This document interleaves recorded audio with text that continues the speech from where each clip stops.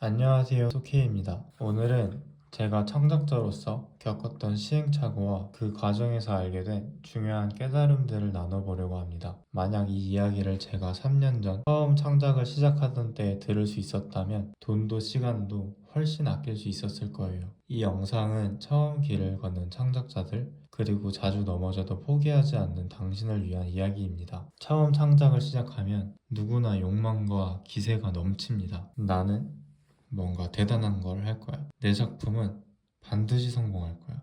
뭐 이런 기분 다들 느껴보셨죠? 저도 계속 드는 생각이에요. 근데 그 욕망이 클수록 길에 있는 작은 돌뿌리 위에도 더 자주 걸려 넘어지게 되더라고요. 예를 들어서 무조건 비싼 장비나 고급 강의를 찾아서 헤매다가 돈을 쏟아 부었고 결국에 지금은 빚까지 생겼어요. 하지만 돌이켜보니까 창작의 본질은 그런 겉모습이 아니라 작은 시작과 꾸준함에 있더라고요. 그때는 제가 겉모습인지도 몰랐어요. 무조건 많이 들이면 잘 배울 수 있는 거겠지? 이런 생각을 했죠. 그런 욕망하고 기세는 중요하지만 방향성을 잘 잡는 것이 더 중요하다는 것을 시간이 지나고서야 깨달았습니다. 저는 처음 창작을 할때 무언가 대단히 멀리 있다고 생각했어요. 1년짜리 대단한 경험을 한 사람의 비싼 강의를 들어야 내가 성장할 수 있겠지? 그 생각은 때에 맞지 않는 몇백만 원의 카드빚으로 이어졌죠. 지금은 이미 지나간 것이라서 후회하진 않는데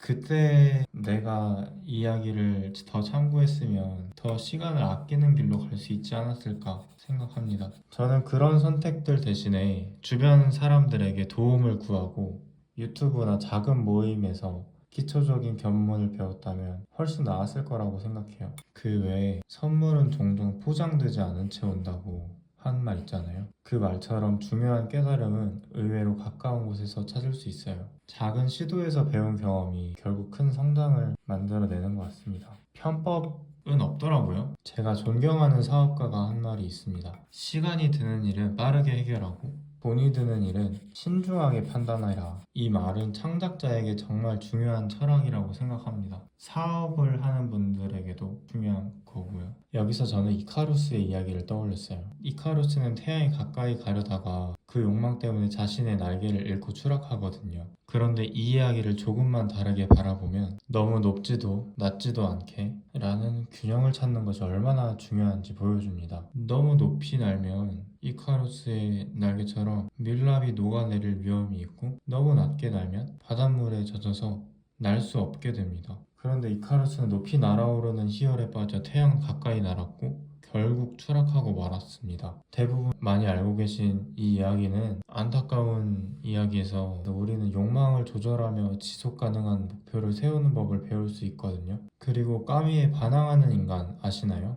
거기서도 다른 시각에서 이 메시지와 연결될 수 있습니다. 까미는 인간이 역경 속에서 반항하며 의미를 찾아내는 과정을 이야기합니다. 하지만 반항하는 정신도 좋지만 단순히 일어서는 힘을 말하기엔 초인적인 힘이 종종 필요한 순간이 있거든요. 매번 예술을 하면서 그런 상황까지 만들고 싶진 않잖아요.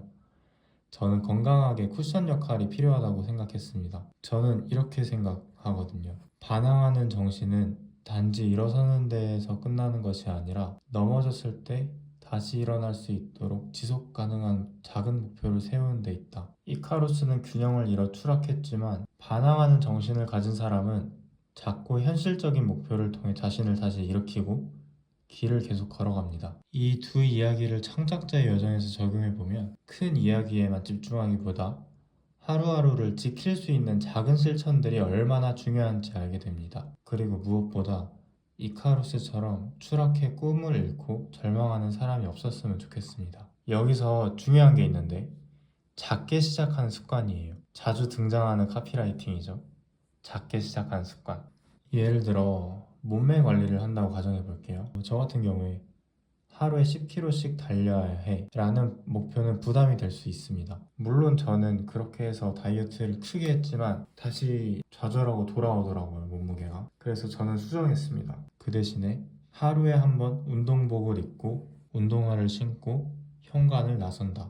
이 단순한 행동이 운동을 시작하는 첫걸음이 될 수 있어요. 유튜브를 한다면 출퇴근에 다룰 컨텐츠를 한 줄로 적어보는 것도 훌륭한 시작이겠죠? 드로잉을 한다면 스케치를 30분씩 해보는 것도 충분히 의미가 있어요. 카페 같은 데를 자주 갈 수도 있고 뭐 그렇잖아요. 그때 노트 한 번씩, 메모장 한 번씩 켜보는 거죠. 언어 공부는 하루에 5단어씩만 외워보는 작은 습관으로도 시작할 수 있고요. 부담이 큰 습관을 억지로 만들려고 하지 않아도 괜찮습니다. 습관은 억지로 끌고 가는 것이 아니라 자연스럽게 욕구로 시작되어야 합니다. 이런 작은 실천들이 모여 결국 큰 성취로 이루어지게 됩니다. 우리가 1년짜리 큰 계획을 가지고 있다고 치면 일주일 안에 수행할 수 있는 걸로 줄여볼 수도 있겠고, 하루에 수행할 수 있는 습관들로 작게 만들어질 수 있는 거죠. 까미가 말한 반항의 의미도 여기에 있습니다. 작은 목표로 지속 가능하게, 그리고 그 순간을 웃으면서 보내는 것. 하루하루 자기의 큰 목표에 대한 반항으로서 오늘을